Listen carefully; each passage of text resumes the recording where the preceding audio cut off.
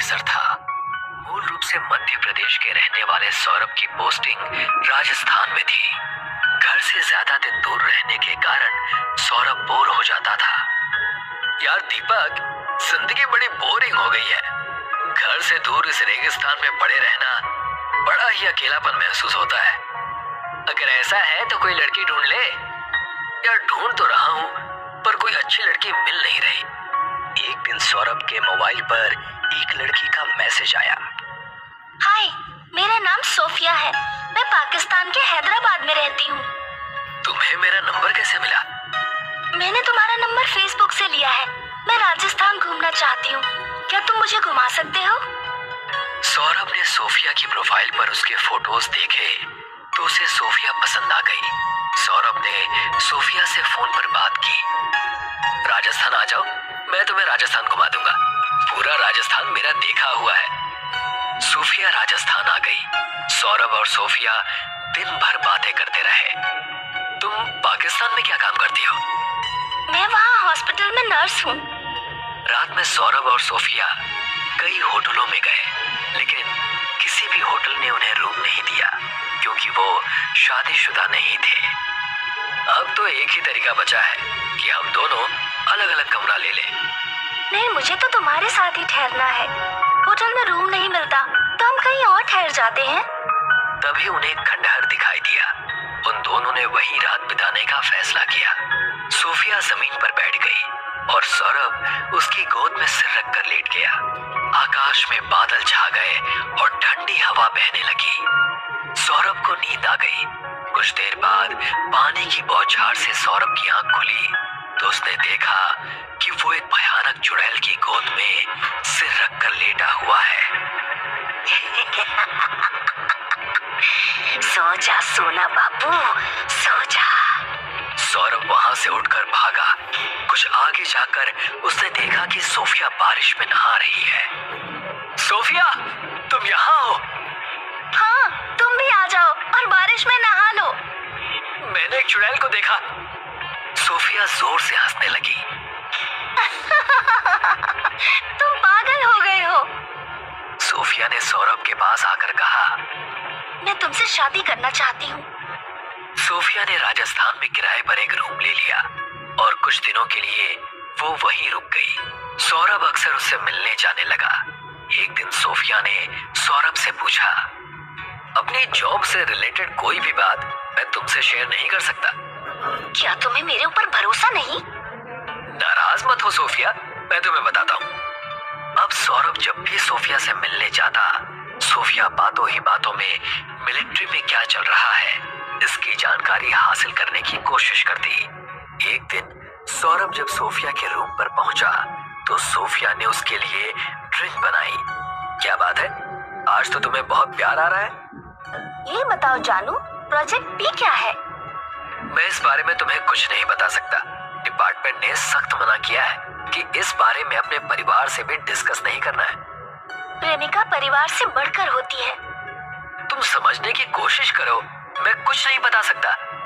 Sophia को अचानक गुस्सा आ गया और सोफिया एक भयानक चुड़ैल में बदल गई और उसने सौरभ को गर्दन से पकड़कर हवा में उठा दिया।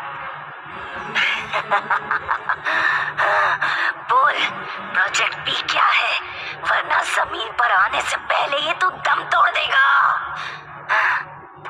सौरभ अपने साथ एक छोटी सी हनुमान की मूर्ति रखता था। सौरभ ने मूर्ति चुड़ैल के सामने कर दी। चुड़ैल गायब हो गई। सौरभ कैंप में पहुंचा। उसका दोस्त दीपक उसका इंतजार कर रहा था। तुम कहाँ थे सौरभ?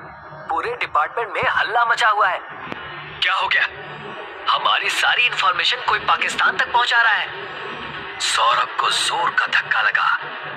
दीपक, मैं तुम्हें कुछ बताना चाहता हूँ। सौरभ ने सोफिया के बारे में दीपक को सब कुछ बताया। यार, लड़कियां हनी ट्रैप में फंसाती हैं, ये तो मैंने सुना था, लेकिन चुड़ैलें भी अब हनी ट्रैप में फंसाने लगी, ये मैं पहली बार सुन रहा हूँ। दीपक और सौरभ उस सरकारी डिपार्टमेंट में गए जो वीजा जारी करता है। वहां उन्हें बताया गया कि सरकार के पास सोफिया नाम की किसी लड़की की कोई जानकारी नहीं है। लगता है वो भूतनी ही थी जिसने तुम्हें हनी ट्रैप में फंसाया। आगे से हमें सावधान रहना होगा। दीपक के चाचा रामानुज प्रसाद एक वैज्ञानिक थे। वो बेंगलुरु में स्पेस सैटेलाइट्स के पार्ट्स बनाने वाली एक फर्म में काम करते थे। एक बार वो श्रीलंका में वैज्ञानिकों की एक प्रेस कॉन्फ्रेंस में हिस्सा लेने गए। 5 दिन की कॉन्फ्रेंस थी। खाली समय में रामानुज नेगोम्बो बीच पर टहलने चले जाते थे। एक दिन बीच पर उनकी मुलाकात एक लड़की से हुई। क्या आप मुझे कुछ कैश दे सकते हैं? मैं अपना एटीएम कार्ड लाना भूल गई हूँ। मैं आपको पैसे मोबाइल से ट्रांसफर कर दूंगी। तुम्हें कितने रुपए चाहिए? मुझे 2000 कैश दे दीजिए। रामानुज ने लड़की को कैश दिया। लड़की ने थैंक यू कहा और चली गई। रात में जब रामानुज सोने जा रहे थे तो फोन पर लड़की का मैसेज आया। अगर आज आपने मेरी हेल्प ना की होती तो मुझे बहुत लंबा पैदल चलना पड़ता। Thank you so much. कोई बात नहीं, एक दूसरे की मदद करना हमारा फर्ज है।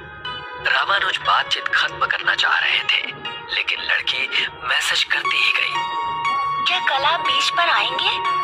हाँ, मैं कल भी आऊंगा। आपने मेरा नाम तो पूछा ही नहीं।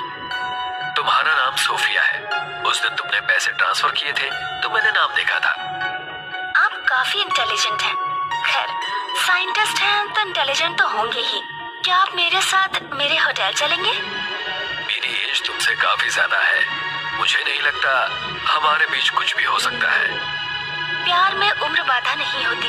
दुनिया में ऐसे बहुत से लोग हैं जिन्होंने उम्र का फासला बहुत ज्यादा होते हुए भी शादी की और एक साथ जिंदगी बिताने का फैसला किया। सोफिया के मनाने पर रामानुज उसके साथ उसके रूम पर चले गए। बहुत गर्मी हो रही है, चलिए नहा लेते हैं। इस होटल में बाथटब बहुत बड़ा है। सोफिया ने बाथरूम में अंधेरा कर दिया। दोनों लोग बाथटब में आमने सामने बैठ गए। कुछ प्यार मोहब्बत की बातें करने के बाद सोफिया ने कहा, इंडियन गवर्नमेंट ने अपनी परमाणु नीति में बदलाव किया है। इसके पीछे उनका क्या उद्देश्य है? मैं इस बारे में तुम्हें कुछ नहीं बता सकता। वैज्ञानिकों की अक्सर जासूसी कराई जाती है, इसीलिए मुझे काफी सावधान रहना पड़ता है। मुझे तुम्हारी सरकार की परमाणु नीतियों के बारे में सब कुछ साफ साफ जानना है। अगर तुमने नहीं बताया तो मैं अपनी नस काट लूंगी और तुम फंस जाओगे। रामानुज घबरा गए। पागलपन मत करो सोफिया। परमाणु नीति के बारे में बताओ। मैंने कहा ना, मैं नहीं बता सकता। सोफिया ने अपनी नस काट ली। रामानुज ने बाथरूम से बाहर निकलना चाहा, लेकिन बाथरूम का दरवाजा लॉक हो गया। देखते ही देखते बाथटब का सारा पानी खून जैसा लाल हो गया। बाथटब के लाल पानी से एक भयानक भूतनी बाहर निकली। तू यहाँ तो आ गया है, लेकिन वापस नहीं जा पाएगा, क्योंकि तूने मुझे इंफॉर्मेशन नहीं दी। भूतनी ने रामानुज को झपटा मारकर पकड़ा और खींचकर बाथटब में खूनी पानी में ले गई।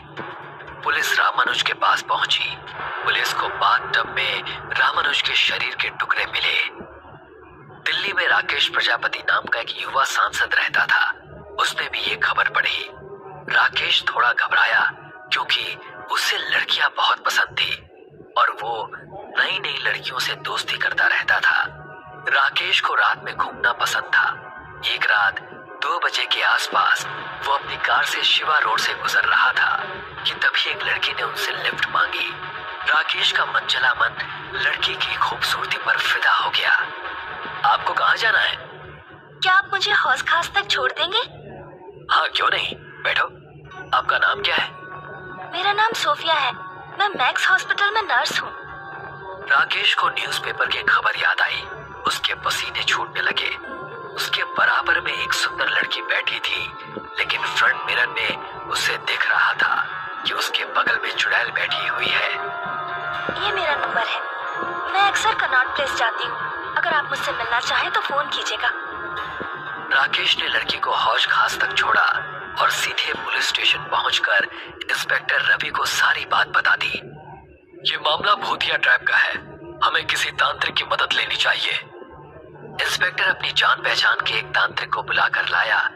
उन तीनों ने मिलकर एक योजना बनाई। अगले दिन राकेश सोफिया से मिलने आया। दोनों एक दूसरे से जान पहचान बढ़ाने लगे और दोनों की नजदीकियां बढ़ती गई। एक रात सोफिया ने राकेश से कहा, तुमने यमुना के पास वाला जंगल देखा है? नहीं, मैंने नहीं देखा। चलो आज मैं तुम्हें वहाँ घुमा कर लाती। सूफिया राकेश को जंगल में ले गई। कुछ प्यार भरी बातें करने के बाद वो बोली, तुम सांसद हो, तुम जानते हो भारत और अमेरिका के बीच पाकिस्तान को लेकर क्या खिचड़ी पक रही है? नहीं, मैं इस बारे में कुछ नहीं जानता। झूठ मत बोलो, तुम्हारी केंद्र के मंत्रियों से जान पहचान है। ऐसा हो ही नहीं सकता कि तुम्हें विदेश नीति की भनक ना हो। मैंने कहा ना, मुझे कुछ नहीं पता। सोफिया की आंखें गुस्से से लाल हो गईं। सोफिया हवा में उड़ी और एक पेड़ की डाली पर जा बैठी। उसने राकेश के मुंह पर एक काला कपड़ा फेंक दिया। राकेश ने जब कपड़ा हटाया तो उसने देखा पेड़ पर एक भूतनी बैठी है जिसके हाथ में फांसी का फंदा है। तूने इन्फॉर्मेशन नहीं दी, अब मैं तुझे फांसी पर लटकाऊंगी। भूतनी ने राकेश के सिर में फांसी का फंदा फेंका और टहनी से कूदकर राकेश को फांसी लगा दी। राकेश छटपटाने लगा। तभी इंस्पेक्टर और तांत्रिक वहां पहुंच गए। तांत्रिक ने चुड़ैल के मुंह पर भस्म मारी तो उन्होंने चुड़ैल को जलाकर मार दिया। बाद में रिसर्च करने पर पता चला कि 20 साल पहले एक पाकिस्तानी लड़की जासूसी करने भारत आई थी। उसने कई जवानों और वैज्ञानिकों को अपने जाल में फंसाया। जब सरकार को इस बारे में पता लगा तो सरकार ने उस लड़की को फांसी दे दी। उसी लड़की की आत्मा चुड़ैल बनकर लोगों को हनी ट्रैप में फंसा रही